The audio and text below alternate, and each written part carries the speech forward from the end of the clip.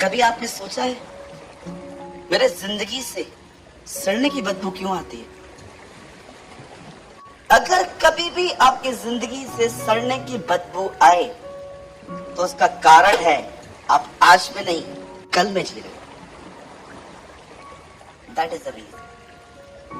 जब भी आप देखो ना कि आपकी लाइफ में स्ट्रेस है, परेशानियां आपके ऊपर रूल कर रही हैं, द प्रॉब्लम इज आप आज में नहीं आप कल में जी रहे हो।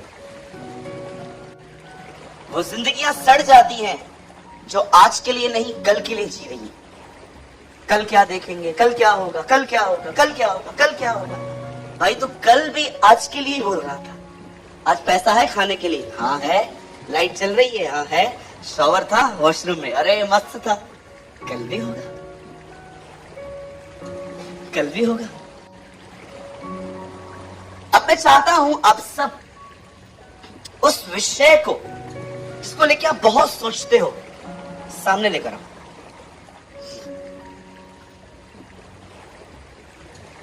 आ गया। कोई तो विषय होगा जिसके बारे में आप चाहते हो कि यार इससे निजात मिल जाए, इससे आजादी मिल जाए, इससे छुटकारा मिल जाए। बहुत सारे भाई बीवियों के बारे में सोच रहे होंगे आप। ऐसे मत करो, हाँ ये गलत है। बीवी प्रॉब्लम नहीं है, एटीट्यूड प्रॉब्लम है, राइट? बिहेवियर प्रॉब्लम है। अब सुनिए, मैं आपको बताना चाहता हूं, देखो खुदा क्या करता है। आप सभी जानते होंगे कलाम पाक में लिखा है इजराइल में एक दुष्ट राजा का जन्म हुआ। His name was Ahab. उसने एक औरत से शादी की जिसका नाम था इजबिल। ये परिवार जो था ये ब्लैक मैजिक में इन्वॉल्व था। ये जादू टोने को मानते थे और इन्होंने बहुत सारे नबियों का कत्ल करवाया था। आप जानते हो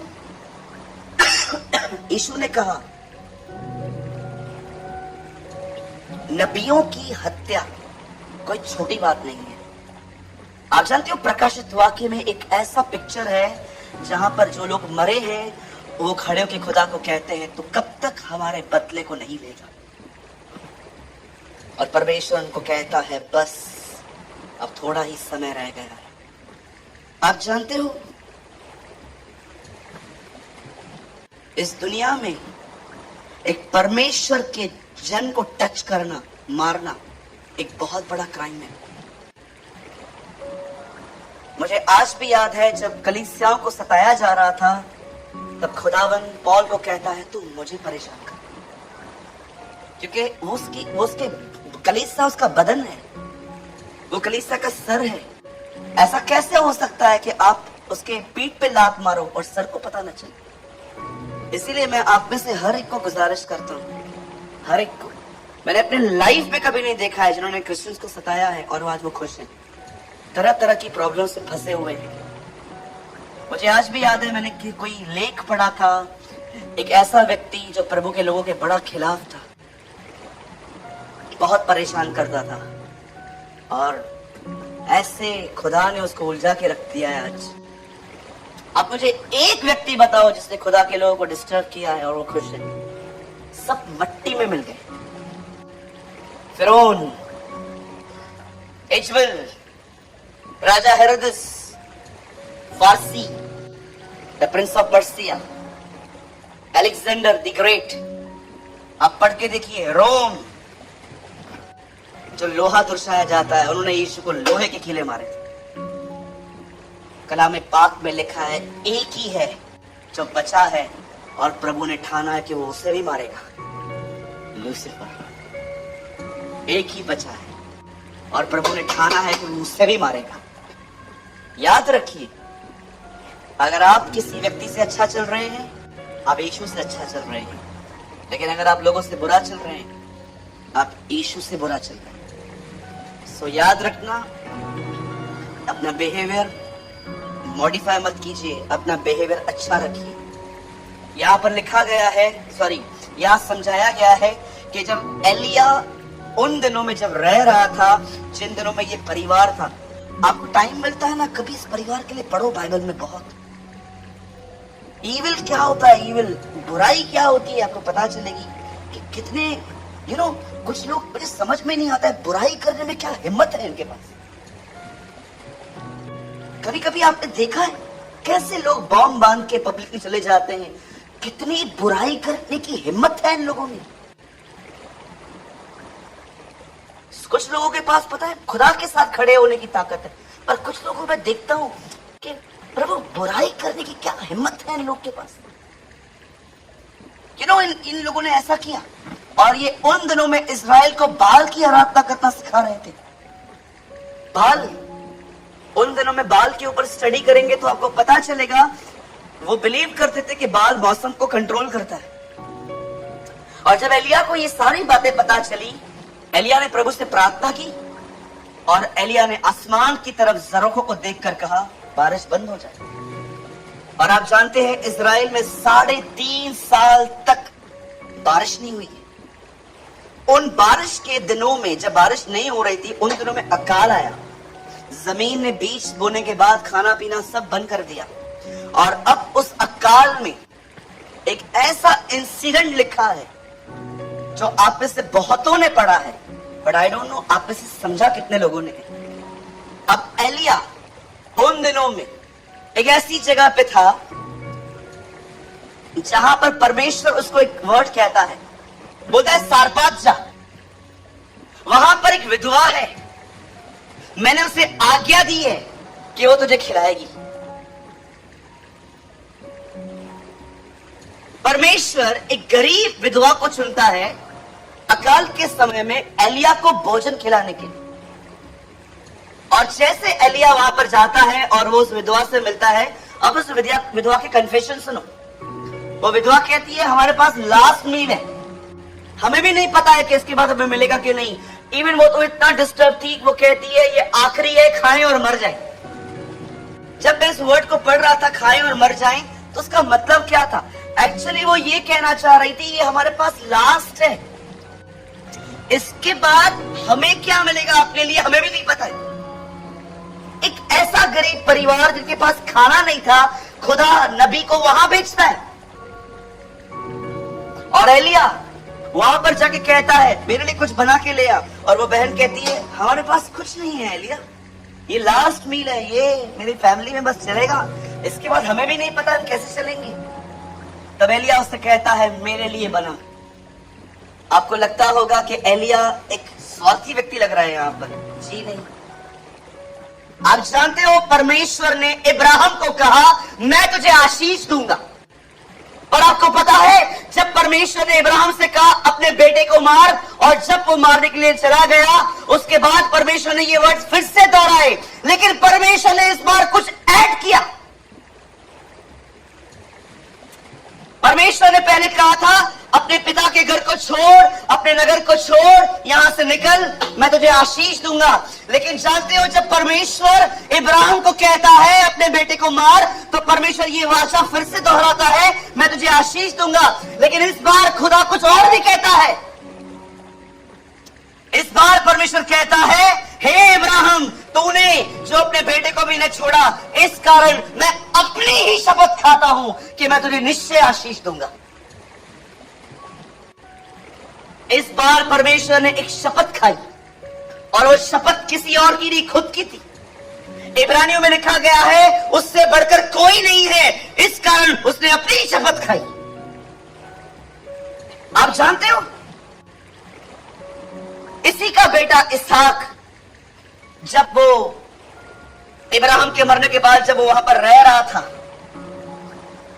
और जहां पर अकाल आया फिर से, तब वो सोच रहा था वो यहां से मूव कर दे, लेकिन खुदा ने कहा नहीं, तू कहां नहीं जाएगा, तू यहीं रहेगा। और परमेश्वर ने बंजर जमीन में उसे ब्लेस किया था। याद रखिए आज्ञा पालन सदैव आशीष ले आता है, सदैव। एक समय आता है जब परमेश्वर आपको विदाउट आपके किसी भी मैनर को देखकर आपको ब्लेस करता है। सब यही है, स्ट्रेट बैठिए। एक समय ऐसा आता है जब परमेश्वर के पाप, मुझे इजराइल में एक व्यक्ति नहीं पता है जिसको यीशु ने पूछा तू बीमार है, हाँ जाओ उपवास रखिए। किसी को प्रभु ने नहीं कहा कि तू 10 आज्ञाओं को मानता है, कभी भी नहीं। याद रखिए जीवन में एक समय ऐसा आएगा जब आपसे कुछ नहीं पूछा जाएगा, आप जो मांगोगे वो आपको मिल जाएगा। लेकिन याद रखना, मिलने के बाद एक समय ऐसा भी आएगा जब परमेश्वर आपसे कहेगा अब आज्ञा पालन। परमेश्वर निर्बलों को जरूर चुनता है, परमेश्वर बुद्धिहीनों को जरूर चुनता है, लेकिन ये उसकी मर्जी नहीं है कि कमजोर कमजोर ही बना रहे और जो मूर्ख है वो मूर्ख ही बना रहे। बाइबल बताती है वो चाहता है कि मूर्ख बुद्धिमान बने। आप जानते हो जब परमेश्वर उन दिनों में जब अकाल था तब एलिया को कहता है एक विधवा को मैंने चुना है जो तेरा खाना बनाएगी। और जब उस विधवा के पास पहुंचता है और उसको कहता है मेरे लिए खाना बना, तो वो कहती है हमारे पास नहीं है, हमारे पास लास्ट भोजन है, हमें भी नहीं पता है कि इसके बाद हम खाएंगे कैसे। लेकिन उस बहन को देखिए, उस बहन ने उस भोजन को बनाया और एलिया को दिया और एलिया ने वो खाया। उसके बाद ऐसा लिखा है वो उसके बाद बहुत दिनों तक खाती रही। मैं आपसे एक बात पूछना चाहता हूं, जब परमेश्वर एलिया को चुनता है कि उसका पालन पोषण करना है, तब एक विधवा को चुनता है। मुझे बताइए आप में से कौन होगा यहां पर जो किसी को कहां भेजे तो उस घर में भेजे जहां पर कुछ खाने के लिए ही नहीं है। मैं वहां होता और परमेश्वर मुझे कहता अकाल है सूरज, हाँ मैंने एक परिवार को चुना है, मैं तो खुश होके चाहता सबसे अमीर परिवार प्रभु ने मेरे लिए चुना होगा। मैं वहां जाऊंगा, वो लोग मुझे कहेंगे अरे आराम से बैठो, अरे एयर कंडीशनर पर सेट है, एयर कंडीशनर चालू करो, जूस दो पहले, कॉम्प्लीमेंट्री जूस पिलाओ पहले। परमेश्वर के रास्ते आपके रास्ते नहीं है।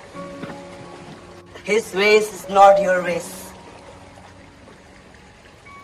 अगर परमेश्वर मुझे चुनता अकाल के दिनों में और कहता मैंने तेरे लिए एक मस्त फैमिली बनाई है, समझो मैं बॉम्बे में रहता हूँ, वहां अकाल है और उल्लासनगर में खाना है थोड़ा बहुत, और प्रभु मुझे बोलता है जा उल्लासनगर, तेरे लिए एक परिवार को मैंने कहा है। मैं सोचता कोई उल्लासनगर के मेन गेट पे, वेलकम गेट पे आएगा और वहां की गाड़ी में बोलेगा आओ मेरे घर में शिफ्ट हो जाओ। मैं मारुति 800 से BMW में बैठूंगा और वहां से निकलने के बाद वो घर पे ले आएंगे और कहेंगे पास्टर आ गए हैं, और उनकी बीवी दौड़ दौड़ती मेरे लिए जूस लेके आएगी, पहले जूस पियो आप बहुत गर्मी से आए, और पीने के बाद रुको रुको एयर कंडीशन चालू करो, और मैं बैठ गया, उसके बाद खाना पीना ये वो सब देंगे। लेकिन सोचो खुदा ने ऐसा कुछ नहीं सोचा एलिया के लिए। उसने उन दिनों में सबसे गरीब परिवार को चुना जो एलिया का पोषण करेंगे, और एलिया का पोषण उन परिवार ने किया। आपको क्या लगता है खुदा आपकी प्रॉब्लम वैसे सॉल्व करेगा जैसे आप सोचते हो? आज से बहुत साल पहले पुणे में एक परमेश्वर के दास रहते हैं। प्रभु ने उनको कहा मैं तुझे खड़ा करूंगा, एक अच्छी कलीसिया बनाऊंगा तेरे द्वारा। और जब उन्होंने प्रभु का ये वचन सुना तो उन्होंने प्रॉपर्टी चूज कर देखना भी चालू कर दी। ओ मुझे प्रभु खड़ा करेगा खड़ा करेगा खड़ा करेगा। लेकिन प्रॉपर्टी जब उनको मिली तो उसका प्राइस इतना ज्यादा था, उसने प्रभु को बोला प्रभु आपने कहा मुझे खड़े कर दोगे, लेकिन ये इतना पैसा आएगा किधर से? तब उस बंदे ने जानते क्या किया? उस बंदे ने पुणे के रिचेस्ट लोगों से दोस्ती करना स्टार्ट कर दी, अमीर अमीर लोगों से, सबको प्रेज लॉर्ड बोलना, जय मसीह बोलना और इशारे देना। प्रभु ने मुझे खड़ा किया है, बोला है कि मैं तुझे खड़ा करूंगा, लेकिन हमारे पास पैसे नहीं है, पता नहीं कहां से आएंगे पर आएंगे। इसे कहते हैं इशारे देना, कि मैं मांग नहीं रहा हूं पर मैं मांग भी रहा हूं। होते है ना? बोलो इशारे, बोलो बाजू वाले को इशारे देना बंद कर दो, है ना? और प्रभु ने उससे कहा ये बंद कर, तेरे कलीसिया में गरीब लोग आएंगे, उन गरीबों को मैं इतनी बरकत दूंगा, वो ऑफरिंग डालेंगे और तू उससे चर्च लेगा। और उनके साथ वही हुआ। मेरे भाइयों मेरी बहनों सुनिए, जब भी आप अपनी जिंदगी में ऐसी सिचुएशंस में आए ना जहां आपको कुछ समझ में ना आए, जहां ब्लैंक हो जाए, जहां पर कुछ उत्तर नहीं आता, समझ नहीं आती, हमेशा उन दिनों में एक काम करिए, परमेश्वर के रास्तों पे विश्वास करिए, परमेश्वर के रास्तों पे भरोसा कीजिए। बदर मुझे कोई रस्तो नजर न थो चे, भैया मेरे को कोई रास्ता नहीं दिख रहा। यीशु ने कहा यूहन्ना 14:6 में, मैं मार्ग हूं। जब तुम्हें कोई मार्ग न दिखे तब तुम्हारे पास एक ही मार्ग है, वो यीशु मसीह है। मैं आपसे पूछना चाहता हूं, आप में से कितने लोग हैं मुझे बताइए, आप जब अपनी सिचुएशंस में आते हैं आप दुआ करके खुदा पे छोड़ देते, आप छोड़ देते और आप उसके रास्तों पे विश्वास करते। आप बिल्कुल ब्लैंक हो जाते हैं कि वो यहां से आएगा, कि वो यहां से आएगा। आप उस पर भरोसा करते हैं।